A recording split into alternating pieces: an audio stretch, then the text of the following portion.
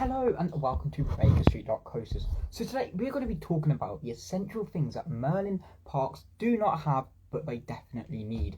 Now I'm going to go through a series of different things which I have discussed in the past, and I'm going to discuss today, and you guys can put your input in too, about what these Merlin theme parks are missing out so much on that really big theme parks do have. So firstly, I say sensors in the queue line to predict where the queue line is at and how long you'll be waiting. Because firstly, all the queue lines in all Merlin parks are manually done by the staff. Now this isn't good because firstly, the staff can only predict how long you're going to be in there for. They don't actually know how long you're in there for. And secondly, they get it wrong quite a lot of the time. I was in the Wicker Man before it closed. Well, I was by the Wicker Man before it closed, and I didn't go in it, even though it was estimated a 35-minute queue. But the queue was nearly out the door, and I've been in the Wicker Man queue for a long time now, and I know that's not a 35-minute queue. And I told the ride staff, and the ride staff went, quite long probably. Why did you say that? Sorry. I found out that the queue line was not 35 minutes. I told the staff, and the staff went to me and said, I will tell the operator because I don't think it's a 35-minute queue either. Yet again, that also leads to human error because it's like 35 minutes and they get a lot of criticism for it. So that's not very good, and that is something that Merlin really do miss out on. They just need sensors in the queue line to say where you are at and how it automatically changes at the point people ask, oh yes, the queues are normally very long, and you are right, Wicker Man is a very long queue.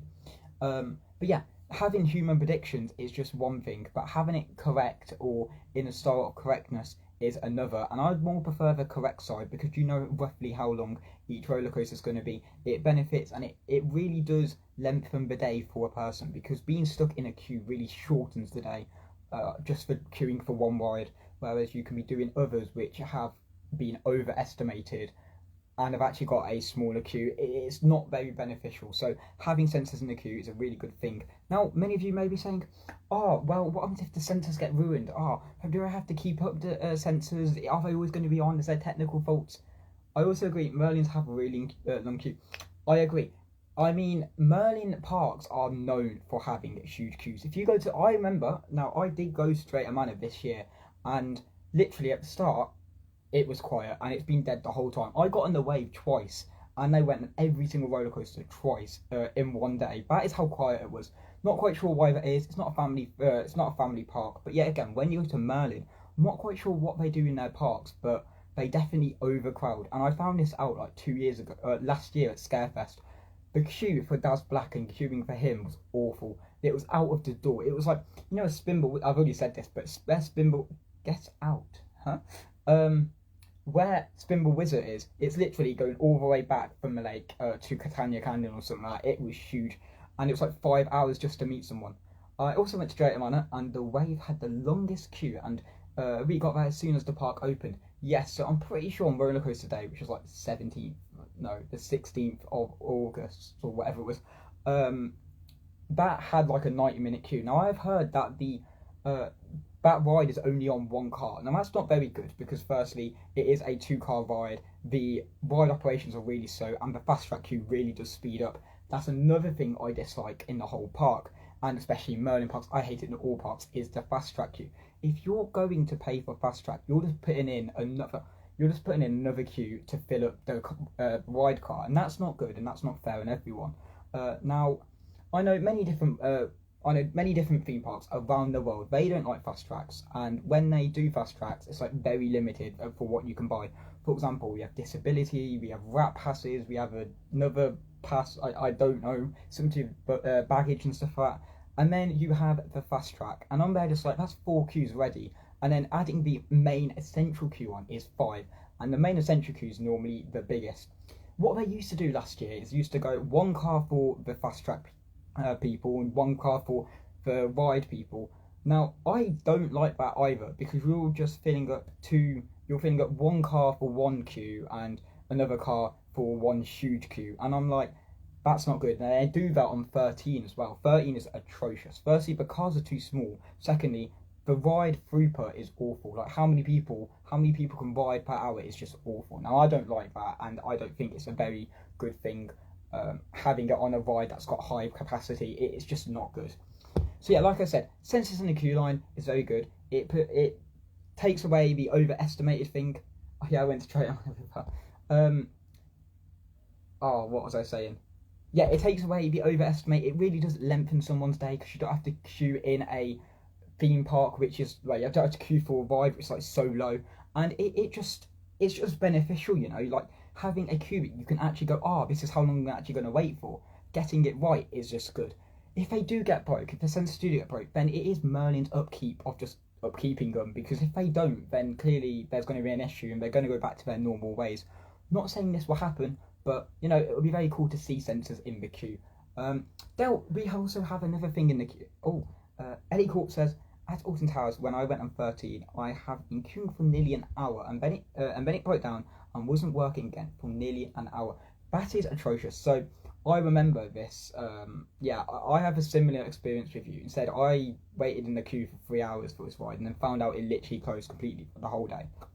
But you are right. 13 is really, really bad. Like, I have to say, the quickest part in that whole ride is when it goes back to the station, and they don't even fill up the station itself as much. So if you've got like a single rider, that'll be a pretty cool queue to have, because I know there's a lot of empty seats on that ride when you're like threes or ones. So it's cool to see that there can be a single rider. Now I don't know they're doing that with Spinball Wizard, but like I said, it's also another queue which is adding up to the other 5 we have for the fast tracks, for like 4 of them which are fast tracks, and this is the main queue itself. Like I said, I agree with disability fast tracks, but I don't agree with the ones you have to pay for, because I'm there just like people just paying for a ride just to queue in another queue, which is going to get so big when so many people buy it. It's just not beneficial, and you're just slowing up the main queue. Whereas if you didn't do fast track and nobody had fast track, the main queue would run quicker. Yes, I understand that disability, but that doesn't really take off because not many people have that pass. But so many people have fast tracks, you can just get your hands on it. If you buy it, it's not good. And like I said, it just really isn't fair on everyone else. But you know, it's just a money making scam, I say, because it never used to be like that. I remember when fast track wasn't a thing before, and then they've brought it in and it's like, really not good. And then it's just slowed down all the queues, and we've got really high queue lines in places which we really don't need. For example, like, why do we need a fast track queue for Gangster Granny when that ride literally moves quick? Well, it doesn't move that quick, but you know, it moves quick. Why do you need a queue line for the Cursor Automatic? It's a literal on the mover.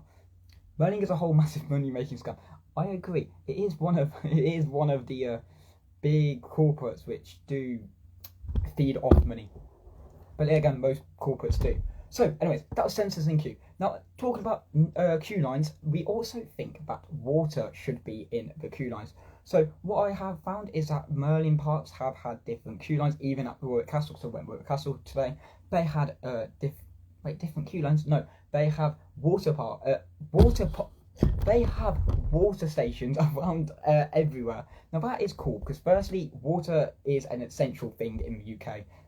Secondly, water is just good for you, and thirdly, on a sunny day they have to benefit somewhere, because you're not just going to go to a random hut and go, can I have water, because their huts aren't connected to the main water line. So you know, having water points is very, very good. I don't care if it's like really slow, and you know, but having those water points is a really good thing, and it benefits me and it benefits many other people who just don't bring drinks with you.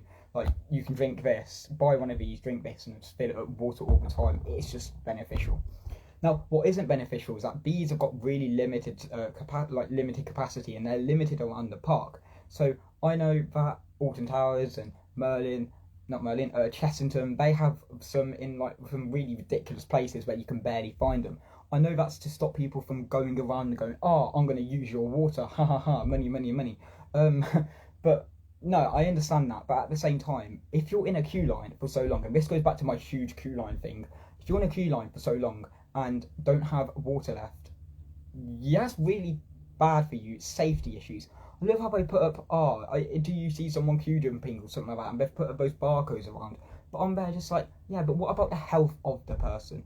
That clearly isn't there in the queue line. It's just like, bang, get in the queue, get in the ride, money for me. It's not good, and there should be some sort of customer care. There should be that rider care, which they clearly don't think about. But hopefully this does come in the future for the park, but I'm not sure. It is what it is, and I hope that they do find a point of interest in different rides. For example, the Smiler, Wicker Man, Mandrill Mayhem. Oh god, don't even get me started. But yeah, all those high queue-lined rides really do need a water station in it, and it doesn't care what point it is at, because at least you'll go past it. So that's queue lines out the way. You can tell I'm not very confident with that because I kind of stuttered a lot there and then. So opening hours longer. So I remember back in 2016, 2015 that opening hours were quite long. Firstly, they had a thing where they went, oh, let's open at 9 o'clock for people, like quiet hour and stuff like that. Now that was pretty cool. I almost been with Wizard so many times. I was a bit small for other rides, but all the rides were open at 9 a.m. However, they then got rid of this, and they no longer do that. Instead, they open the park at 9 a.m. for hotel guests. I get hotel guest priority and stuff like that, and they do that in many other parks. They've done it for Chesterton for ages. Not Legoland. I'm pretty sure they do it for Fort Park as well. It's quite good that they do it because, you know, you pay for the hotel, you pay to go in early, but at the same time, it would be really cool to see some sort of quiet hour come back, because that was just beneficial.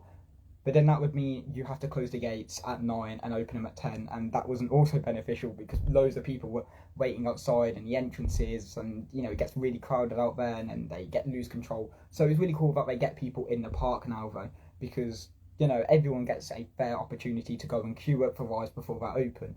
I did that on the Smiler, and I got in there like 15 minutes, and that was quite good.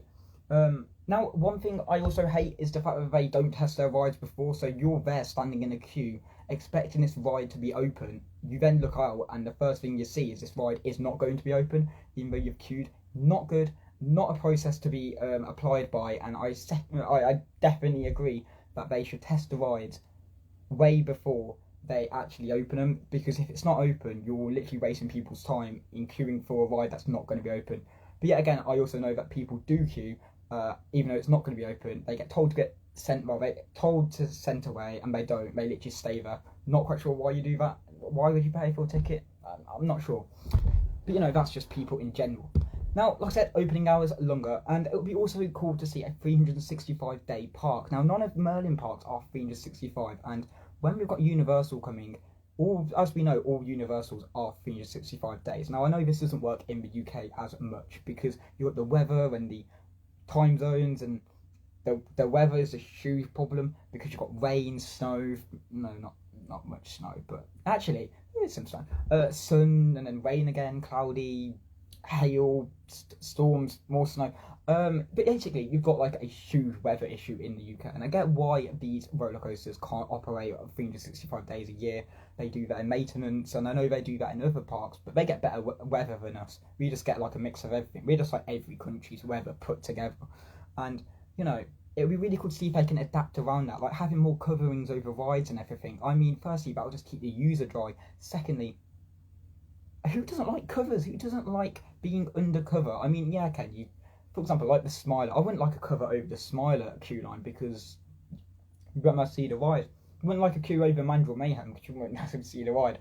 But it would be really cool to only use that cover when it's raining. Firstly, it keeps everyone safe, and secondly, it doesn't make everyone drench. Because you go for a really nice day, and when you find out it's going to be raining, that is like the UK. You know, you go from one part of the UK to another, and it's like, you know, nice to raining. But, you know, it just doesn't work with these roller coasters, and I get why, but like I said, shelter's over. There could be more maintenance work done with them. Something to do with the track where it doesn't slip down. It's wind resistant, has a higher wind resistant speed. Basically, it doesn't roll back in high wind. It's just one of those things, and that's something that the UK does not do well. I don't know any theme park out there that's open 365 days a year. Legoland is open the longest, but the water rides are not. Now, I understand that because it freezes in the winter and it's not very good. And it's like stopcock and everything. It's just not good. But, you know, if they push towards having a 365-day park, they would so compete with Universal Bedford if it does go ahead. Now, something I have also stressed about really, really much, and I've just stressed about it a little bit, I've touched up on it a little bit, is the upkeeping of newer rides and older rides and attractions. Firstly, if you look at the Smiler, I can't say any more than that. Well, I can say more than that, but I'm not going to say any more than that because, firstly, there's rust. It comes up on my camera. There's rust. That's sad, the fact that my camera knows there's rust on the track. And rust. The three things that make up rust on a track is rust, rust, rust, and that really does spoil a experience for you because, firstly, the track melts in the heat. I mean, we don't get much heat around here, but it weathers a lot. Secondly, the scenery gets crushed. If you look at the Smiler screens, that's kind of crushed at this point. It's like all of the pixels are dead in it, or they're pixelated, or they're out of range. They don't turn that screen off, by the way. And if you look at something like Mandrill Mayhem or Minifigure Speedway, their upkeep of the rides are just like, because Mandrill Mayhem hasn't even been painted since last year. And I'm like, it's showing up a little bit, but it'd be really cool to see them paint some new stuff up around the parks. You look at something like Dragon's Fury at Chessington, and I'm there just like, why are the supports painted? Why isn't the track painted? The track's the old South painted, like the track's been kept there since 2004, but the supports have been painted recently, so I'm not quite sure what's happening there. Chessington has really had the worst this year. They've had more events than they have upkeep. If you look at something like Colossus at Thorpe Park, now that's getting a redo, and that's really good that we've got their Sparkle project, but when you look at the old track, it's really bad. It's still really rough, and I don't respect it whatsoever. You look at something like the Swarm, and yeah, okay, their theming's upkept, but the fire and water doesn't work. That's something they can turn off, but at the same time, would I really want the elements to be turned off? No. Would anyone? No, because it's an experience that you never get before. And if you've got this huge sign saying splash zone, nothing happens, what's the point in it? It doesn't make any sense. But yeah, upkeeping of the rides is the most crucial thing. If you also look at the Cursor Alta Manor, I mean, some of these stuff in there just isn't working. I explained this yesterday, and it would be pretty cool to see them put some TLC on it this year. Yet again, they should have kept it, and they should have checked it before they opened it this year. Like, they should have done it all up again, but apparently not, and they just build this ride, hype it up so much, and then just kill it off. It isn't good. It's not the way to go. Nemesis, don't know what's happening with its waterfalls. Hopefully his waterfalls will be back on this year. Who knows what's happening, but the grime and rubbish that was all left behind is just atrocious when you look at the supports. Not good. There's no TLC there either to fix it all up, so that really does ruin a experience. Done that. Now, more lockers in the parks where they need it. Now, this is a huge thing for like families because, firstly, where lockers don't work, Alton Towers have a significantly high cancellation of lockers at the moment. If you look at like where you enter and the first lockers you see on the side, they don't work at the moment, and it's not very good. You've got to go all the way down to Rita. I have to say that Alton Towers do quite a good job with their lockers. Chessington do a quite good job with their lockers. It's not too far away. It's kind of central in the park. Legoland, on the other hand, what's happening there? I mean, there's only like lockers at the start, and that's up a hill. Now, for people who can't walk up the hill, you've still got to go up the train. Even if you do go up the train, what is it called? The hilltop train, and then you've got to go back down to go to those lockers, or go to the beginning. So far away, and it's not good. Now, I'm pretty sure the staff member said there was pirate themed lockers. Now, I haven't seen them, and correct me if I'm wrong, but it wasn't on the app either, so that's not very good. And I'm there just like, why have an app and not actually display the right information? Now, that's either me being wrong and they're right, or they're wrong and I'm right. I'm not sure. I trust them though, but like I said, they need lockers where they need it, because when you go and watch a pirate show and stuff like that, you can't go and sit and eat your lunch because your lunch is halfway up. Well, it's nearly at the entrance. Isn't good. It just draws people away from that area, and I'm like, you want to put on a show, you want people to watch, but you don't let people store their food there. Not good. don't overcrowd. That is something I have touched upon earlier. It kind of links into my Senses in the Queue Line thing, where basically they just overcrowd the park at like events. Scarefest was definite. They don't need to do this. They did this at Fort Park 2 last year. They don't need to do this. This is just a high end thing where it's like a money making scam. It goes back to that money making scam thing where it's just like, oh, bring so many people in the park, don't care how many, and you know, hype it all up, to then find out it's a rubbish experience because there's so many people queuing up for everything. It's not good. And then 4D cinemas, you all know what I'm like with 4D cinemas. Very crucial thing. We've got a 4D cinema at Cadbury World. We've got a 4D cinema at Legoland. 4D. No, we don't have any more 4D cinemas. Oh, at Fort Park, of course, that Ready Player One. That's an upcharge attraction. I'm not quite sure why they have that, but you know, it'd be really cool to see something like the Alton Towers one come back. Chessington, I don't think Chessington will ever have one. But yeah, it'd be really cool to see 4D cinemas come back, and even in their attractions itself, like Sea Life used to have a load, so they don't have them anymore. Said they replaced it for an upcharge attraction of VR, and I'm there just like, I can go home and go to my VR headset. Not good at all. Anyways, I'm gonna go. I think I've spoken way too much. So yes, tell me what you guys think Merlin Parks need that will just make them a little bit better. Please remember to subscribe. Smile always. Bye guys.